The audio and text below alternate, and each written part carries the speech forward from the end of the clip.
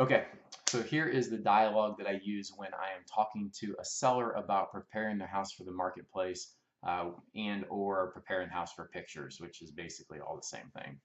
So the bullet points and verbatim how I do this is, I let the seller know that the buyers buy based on first impressions. That's when they create these emotional feelings on the house, and that typically happens within the first 3 to 5 minutes they're there.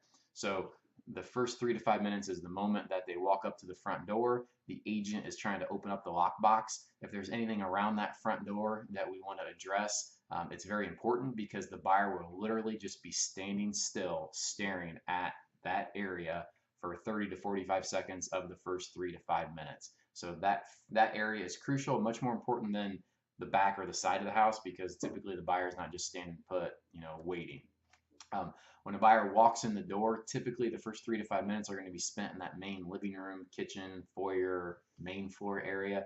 Most of the time, by the time they go upstairs, they've already kind of gotten the first few minutes in. They're either leaning one way or they're leaning the other. If the buyer is leaning towards the property and they're liking it, they go upstairs. Those bedrooms are much less critical. The same token, if a buyer is not in love with the house, the first few minutes, they're probably not going to go to the upstairs bedroom and all of a sudden change their mind. They're probably not going to go to the garage, and change their mind unless there's something really significant. But the difference between a regular 2 or 3 car garage and a great or a mediocre 2 and 3 car garage just isn't that much difference with the garage or a second, third bedroom. If it's got a phenomenal master bedroom, maybe that's a little bit different, but typically that's not the case.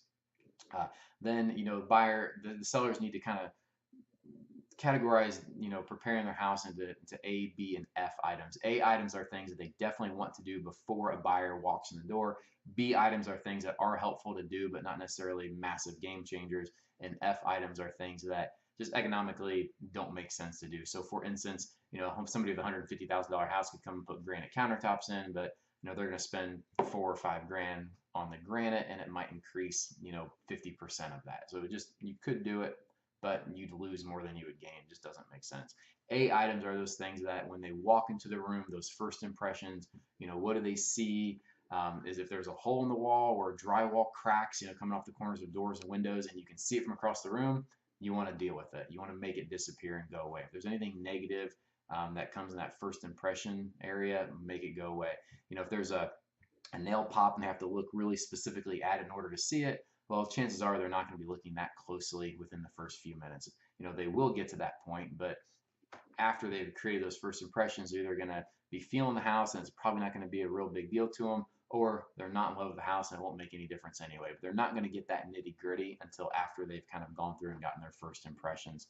So those A, B, and F items are really important.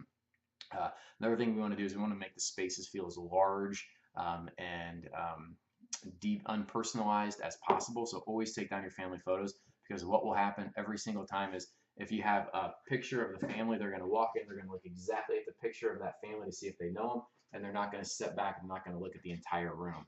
I do it myself. So you definitely want to take down any personal photos because the buyers are going to say, do I know these people? How old are their kids? How do they're going to start judging based on those pictures. So make the pictures go away. Also, we want to declutter to make the rooms feel as big and open as possible so they can picture their furniture. Number two is it makes the rooms feel larger. One good way to do that also is get rid of big furniture, if they can live without it. Consolidate open spaces on the floor. So a real typical example would be in a bedroom. Sometimes people have the bed in the middle of the room and they have some space on one side and some space on the other and some space in front. Well, if you can move that bed, closer to the wall, you can take all that floor space and put it together, and now it just feels a lot larger. That's a really good tool. Declutter, all the little stuff you can take off the countertops, end tables, throw pillows, blankets on the couch, especially for the photos, which I'll come back to. All the magnets off refrigerators, make all that stuff disappear because you just want it clean and simple and neat. When it comes to the photos, you have to keep in mind too and let them know that most of the time when people are looking at pictures, they are just scrolling through their cell phone. So, that picture might be 3 inches by 2.5 inches. So when you have a dining room table with flowers and a vase and napkins and silverware and all that stuff, like as a preset place setting, it might look okay when you're sitting there in the room. When you take that whole room, you scrunch it down to a picture this big, it doesn't always transfer as well. The same with like a bunch of, 4 different remote controls on the end table. Just make it disappear. It makes it clean and simple because people are looking at, a very, very tiny photo of their property most of the time when they're looking at it.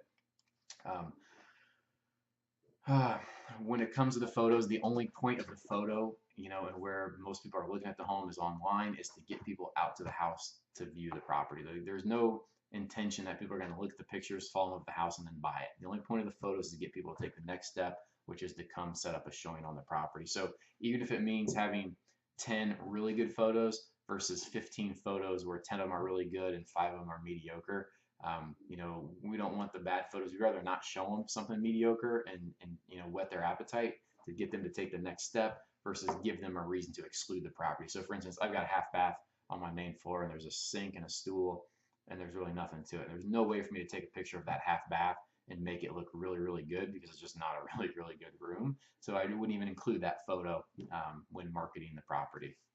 Um, the So those are the basics. The first impressions, A, B, F items, first 3 to 5 minutes, and decluttering and depersonalizing. When you do those things and elaborate on them a little bit, you're helping your clients out tremendously, and that will cover a lot of ground. Hope this helps.